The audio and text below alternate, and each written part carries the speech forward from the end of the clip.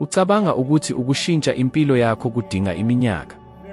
Kukhona okuthile okumangalisayo engingakutshela. Ngamahora angama-24 kuphela, ungatshala imbewu yesikhathi esizayo esihlukile kakhulu engqondweni yakho, futhi okumangalisa nakakhulu ukuthi unazo zonke izinto ozidingayo, ngisho noma ungenayo imali noma idiploma.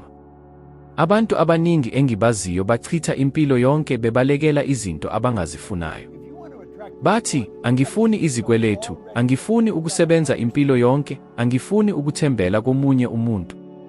Kepha ingabe uke waqaphela ukuthi ukugxila kuphela kulokho ongakuhlali kuyakuqhelelanisa impilo ofisa ukuphila yona, ngisho nanolimo olulodwa? Lokhu kungenxa yokuthi ingqondo yakho engaphansi ayisebenzi ngokuphika, igcina izithombe, imigomo nemizwa. Uma ungenzi isithombe esifanele, ihlala naleyo esele ikhona, iphinde inciphe umjikelezo ofanayo wemiphumela. Ngifunde izikhathi eziningi ngendlela ebuhlungu kakhulu ukuthi ukushintsha kwenzeka lapho umemeza ngokucacile, ngezwi eliphakeme, lokho oyifunayo ngempela. Akuyona ngifuna imali eningi, lokho kuyiyona.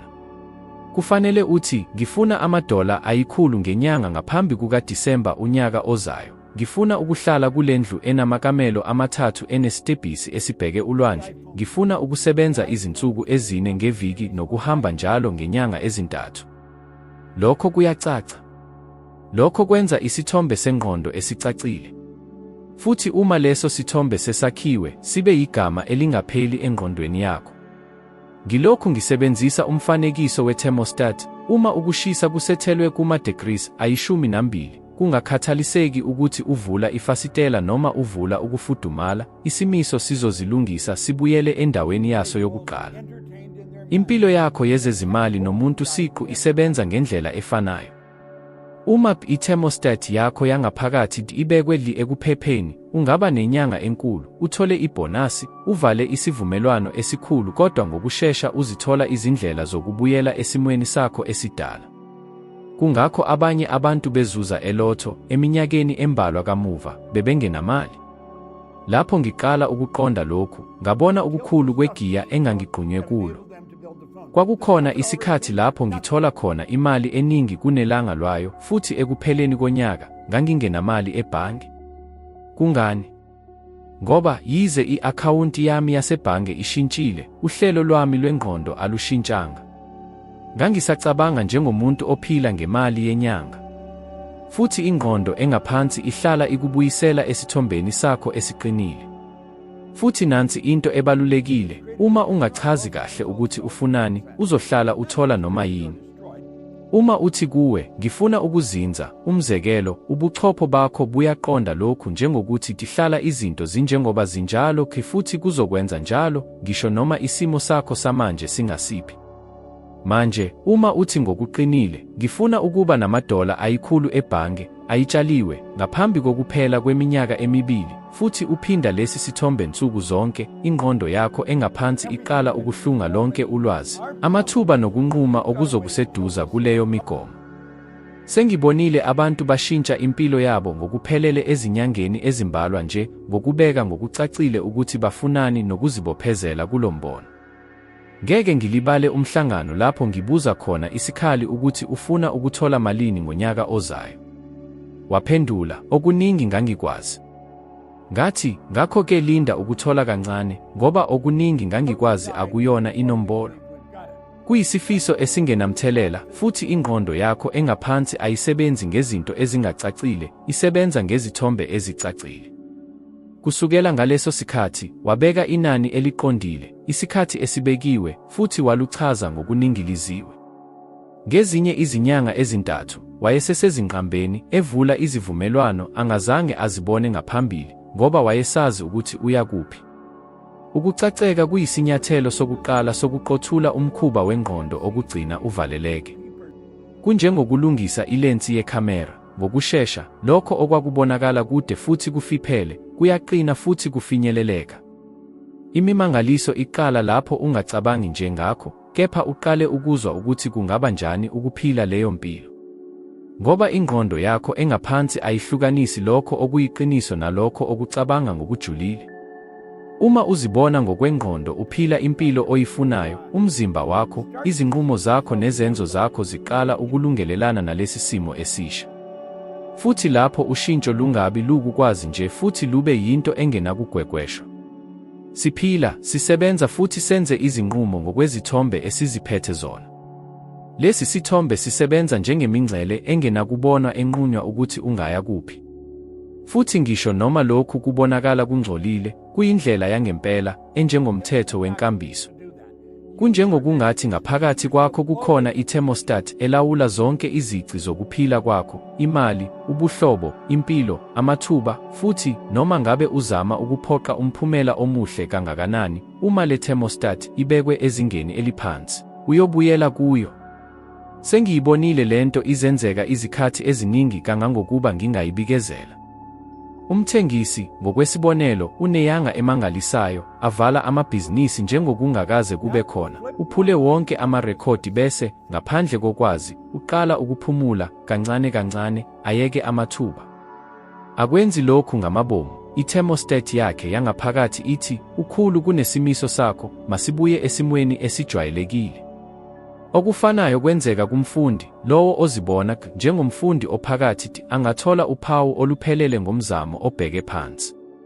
Kodwa ezonkweni eziqhubekayo uzothola isilinganiso sakhe esidala. Akuyona ukungakwazi, ihlelo langaphakathi. Mina ngiye ngadlula kulokhu ngendlela ebuhlungu. Kwakukhona unyaka lapho ngithola khona imali eningi kunalokho engangikucabangayo, futhi ngaphetha unyaka ngisendaweni efanayo lapho ngiqalile khona. Akuzange kube yinhlekelele, akuzange kube yinto embi, futhi akuzange kube yingxenye yokuchitha. Iqiniso yilokho ukuthi isithombe sami sobume kwakusengiyilona lomuntu odinga ukuthola impilo yenyanga. Futhi ngisho nangesikweletu esigcwele, ngathatha izinqumo futhi ngenza ukukhetha okwangibuyisela kulelo zinga. Ingqondo engaphansi ayikho emnandi ngalendlela. Izosebenza njalo ukuze ihambisane neqiniso elithi uyikholelwa ngawe. Futhi kungakho ukushintsha ukuziphatha kunganelisi. Uma ufuna imiphumela emisha, udinga ukushintsha isithombe osibeke ngaphakathi. Lokhu kudinga umsebenzi oqondile, ukwakha umbono omusha, ukondla lo mbono ngomuzwa nokuphindaphinda, kuze kube yilapho uba njengoba nje. Ngeke ngilibale lapho ngithi ngithola khona umthengisi owayemi kancane iminyaka kuleli zinga elifanayo lokuthengisa. Wayenza zonke izifundo, wafunda zonke izincwadi, kodwa akukho lutho oluwashintsha. Lapho sikhuluma, kwacaca ukuthi engqondweni yakhe okuningi akwazi ukufeza kwakuwukuthi okwanele ukuhlala ephilile.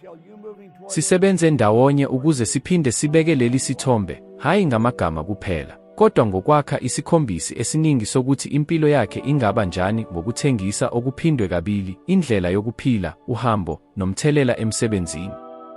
Ngezinyanga ezimbalwa wafinyelela imiphumela okweminyaka ebonakala ingenzeki. Ukuqonda ukuthi isithombe sakho sobume singumodeli oluyenza impilo yakho. Akukuhle ukuzama ukugcwalisa imodeli encane ngokuqukethwe okukhulu, izogcwala noma ibuye ubuncane bayo. Uma ukhulisa imodeli, ukhulisa ikhono lokuthola, ukudala nokulondoloza imiphumela emisha.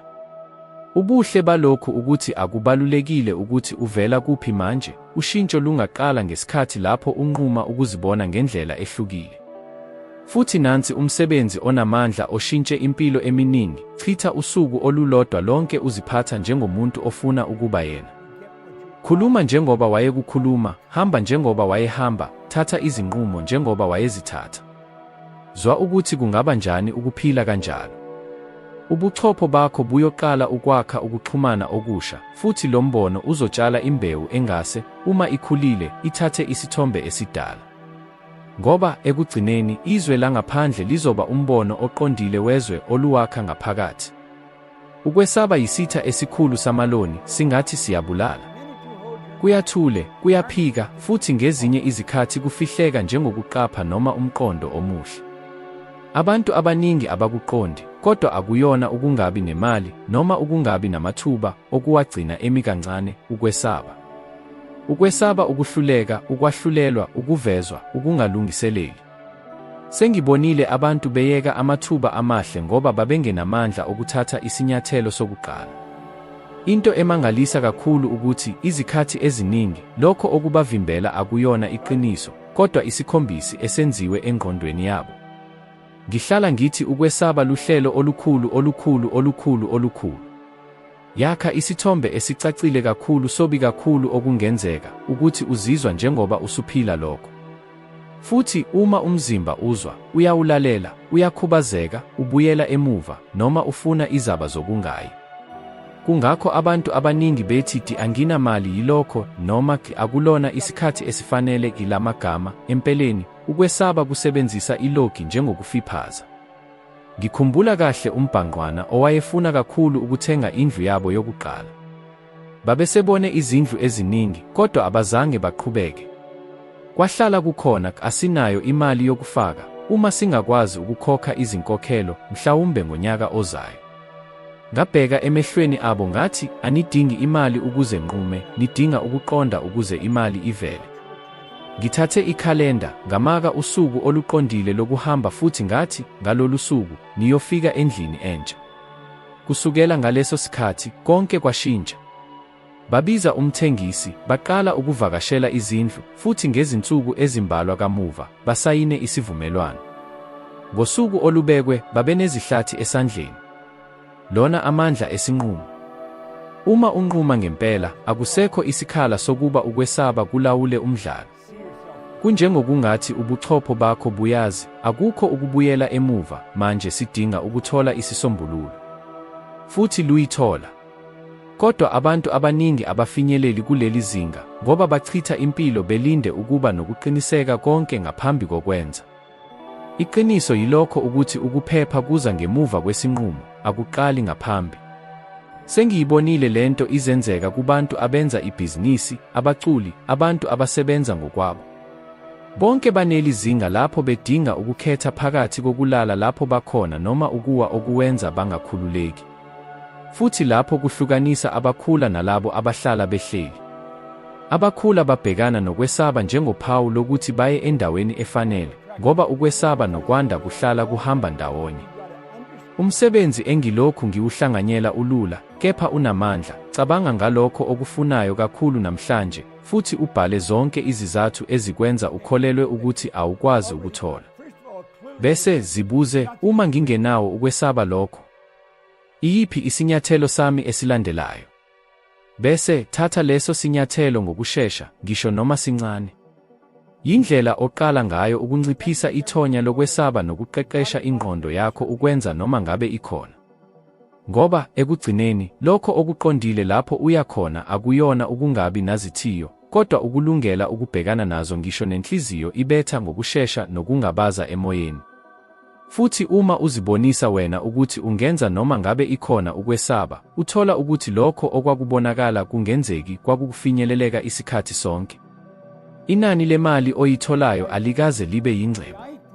Kukhona umthetho olulawula lokhu, othi yileyi yokubuyisela. Ilula, kodwa enamandla, lokho okulithola kuhlobene ngqo nezici ezintathu: isidingo salokho olikwenzayo, ikhono lokukwenza lokho ngokuphelele nobunzima bokukushintsha. Lapho ngiqonda lokhu ngempela, ngabona ukuthi akukuhle ukukhononda ngalokho engangilithola noma ukulindela ukuthi imakethe izoba ilungile kimi.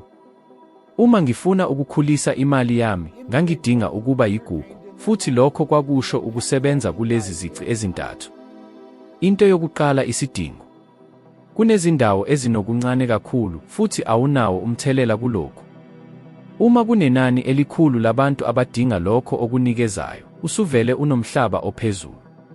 Kepha lokhu, ngokwedwa, akuqinisekisi lutho, ngoba kukhona iphuzu lesibili, futhi lapho abantu abaningi bephutha khona, ikhono. Yilapho unalo umthelela ophelele khona. Uma uthuthukisa ikhono lakho, uba mubi kakhulu, futhi kube nzima kakhulu kumuntu ukuba enze umsebenzi wakho. Iphuzu lesithathu yi-difficulty yokushintsha. Cabanga ngabantu abaziwayo ngalokho abakwenzayo. Kungakhathaliseki isifunda, akunakulula ukubashintsha. USteve Jobs wayengeyena nje umshini wezobuchwepheshe, wayenombono wokuklama nokwakha ingqondo angangabi nakho. Lokhu kwenze waba nethonya elikhulu e-Apple nasemakethe. Endabeni yakho, umbuzo uthi, ngingenza njani ukuze kube nzima ukungishintsha? Ngibona abantu abaningi bephazamisa ukuba matasa nokuthi yigugu. Kukhona abantu abasebenza amahora ayishumi nambili ngosuku, kodwa lokho abakwenzayo kungafundwa ezinsukwini ezimbalwa kuphela yinoma yimuphi omunye umuntu. Lokhu kugcina inani emakethe liphansi. Manje, uma uba ochwepheshe, uma udala izixazululo ezikhethekile, uma uhlanganisa ulwazi nokuhlangenwe nakho ngendlela owaziyo kuphela ukuletha, inani lakho liyakhuphuka. Futhi nalo, imali yakho. Mina ngiyihlikihlo ezombini. Kwakukhona isikhathi lapho ngangenza umsebenzi okwazi ukwenziwa yibo bonke. Futhi imakethe yangingikhokhela ngalokhu, kancane.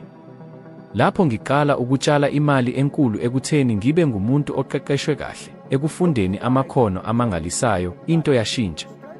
Amakhasimende abeqala ukungifuna, hayi ngoba ngangikhokhisa kancane, kepha ngoba ngangiletha into engingakaze ngiyibone ngaphambili. Lokhu kwanginika amandla okuxoxa nokukhululeka. Uma unganelisekile ngalokho oyitholayo namuhla, isisombululo asikhona ekuceli imali eningi noma ekulayeni umnotho.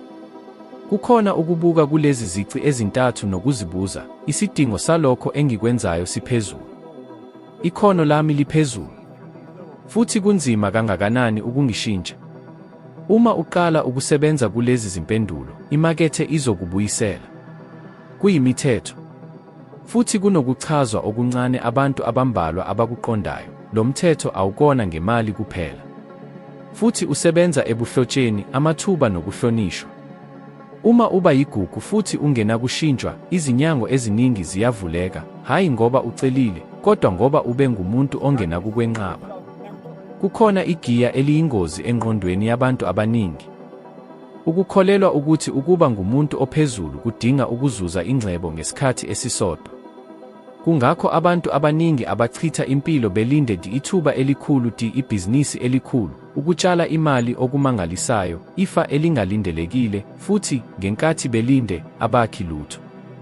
Iqiniso yilokho ukuthi ingcebo, izikhathi eziningi, ayiveli ekutheni ube nenhlanhla, kodwa ezenzweni ezincane ezihlala zisenzeka, ziphindaphindwa isikhathi esanele ukuze zenze umphumela omkhulu.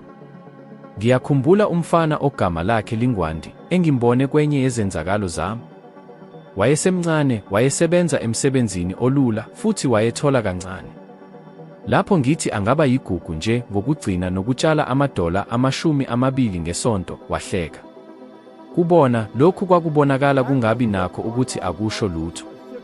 Ngakho-ke ngithathe iphepha futhi ngaqala ukubonisa izinombolo. Uma egcina lamadola $20 ngesonto, ekupheleni konyaka uzobe enamadola $1,000. Manje, uma le mali itshaliwe futhi izuze intshisekelo ehlanganisiwe, eminyakeni engama-40, ngisho nezinzuzo eziphansi, uzobe eqoqele $100,000, futhi, ngesilinganiso esincane, ngaphezulu kwe-1,000.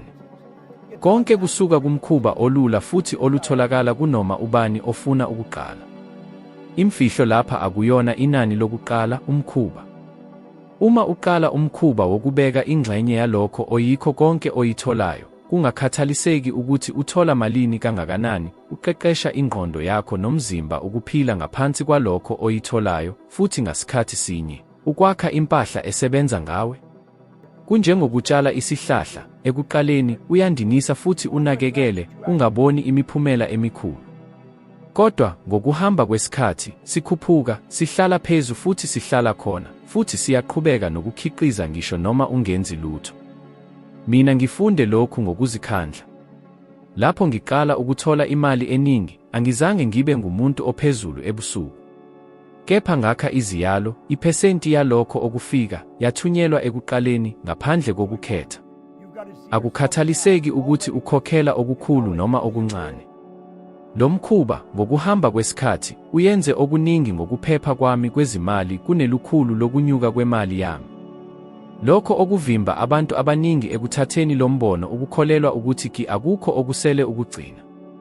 Kodwa yilokhu kuphambene, akusele lutho ngoba akugcinwanga kuqala. I-oda efanele ziphenduke kuqala. Ngaphambi kwezindleko, ngaphambi kokuthenga, ngaphambi kwanoma yini enye, beka inani eliya ebusheni bakho. Kungaba kancane ekuqaleni kodwa kuyinkambiso yokuwakha. Futhi kukhona umphumela wengqondo onamandla kulokhu. Uma ubona leyo mali ikhuphuka, ngisho noma ihamba kancane, uqala ukuqaphela ukuthi ulawula impilo yakho yezimali.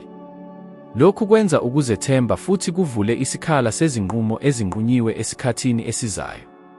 Insebenzi ilula futhi ishintsha. Khetha inani noma yiluphi inani eliyiqiniso kuwe futhi utshale yonke iviki ngaphandle kokwehluleka.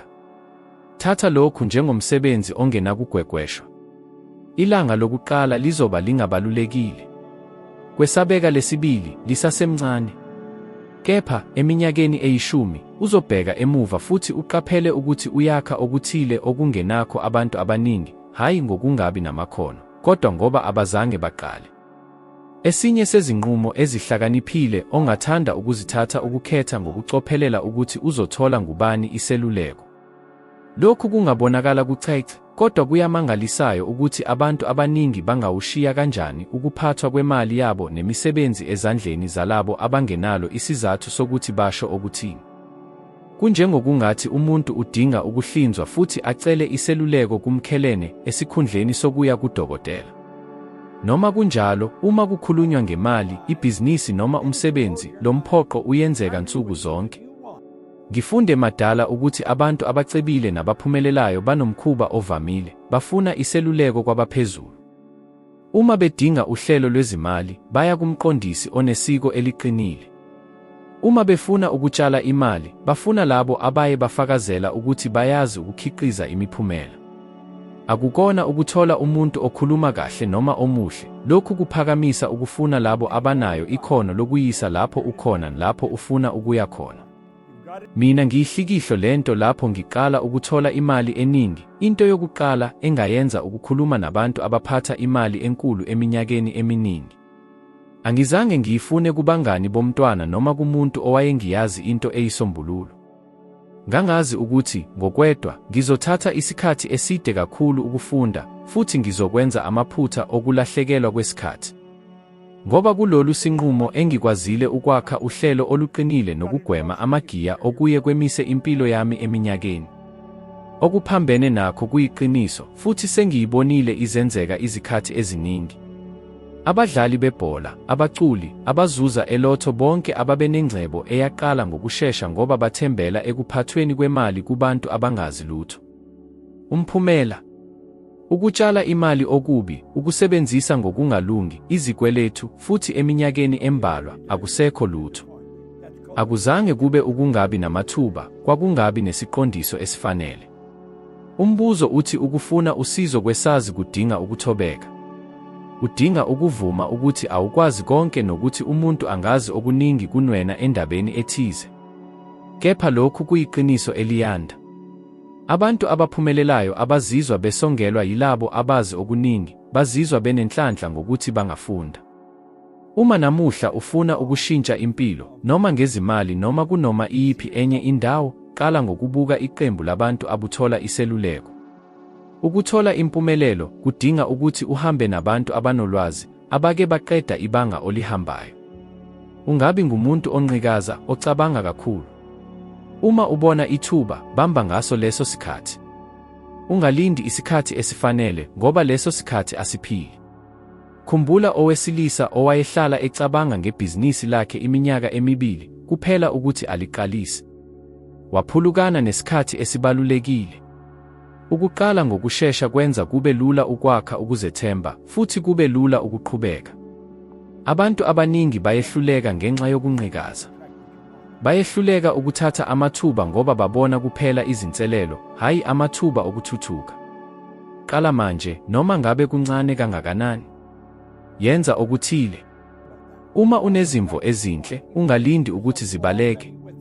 Yenza isinyathelo, noma yini, kungakapheli amahora angama-24. Ukuhamba ngokushesha kwenza izinto zivele zikwenzeke. Kufana nokukhanya komlilo, uma ungawuvimbi, uzoqala ukufa. Ngakho, qhubeka ukhanye. Ukugxila kuyisisekelo. Uma uqala izinto eziningi ngesikhathi esisodwa, awusoze uqede. Kufana nokudla isidlo esikhulu, awusoze usuthi.